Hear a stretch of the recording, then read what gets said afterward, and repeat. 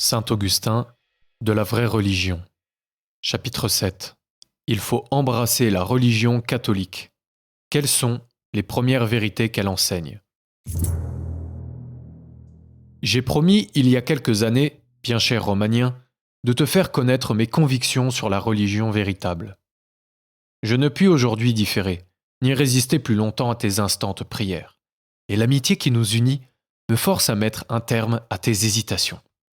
Ne consulte donc ni les hommes qui n'ont point de philosophie dans la religion, ou de religion dans la philosophie, ni ceux que de funestes erreurs ou quelques ressentiments ont traîné loin de la règle et de la communion catholique, ni ceux qui ont fermé les yeux à la lumière des saintes écritures et à la grâce du peuple spirituel ou du testament nouveau.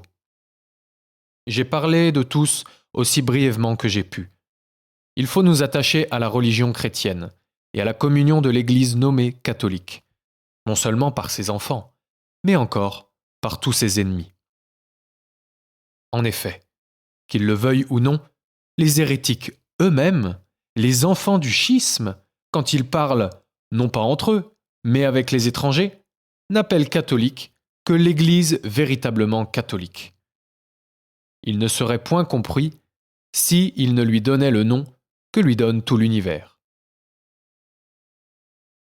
Pour embrasser cette religion, cherche avant tout à connaître l'histoire et la prédiction des bienfaits temporels accordés par la divine providence pour sauver le genre humain, le régénérer et le reformer pour l'éternelle vie. Une fois affermie dans la croyance, l'âme se purifie en conformant sa conduite aux préceptes divins. Ainsi, elle deviendra capable des biens spirituels qui ne sont ni du passé, ni de l'avenir, mais demeurent éternellement les mêmes, sans succession ni changement.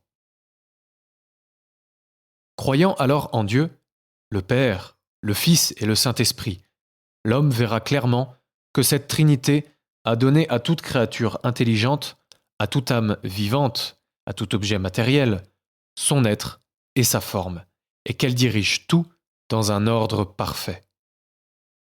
Je ne veux point dire qu'une partie du monde créé est pour auteur Dieu le Père, une autre le Fils, une autre le Saint-Esprit.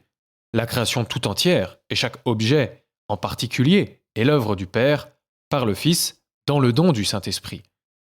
Car dans toute créature, qu'on la nomme essence, substance, nature ou autrement, il y a trois propriétés à distinguer. Elle existe, elle se distingue de toute créature, elle ne sort point de l'ordre universel.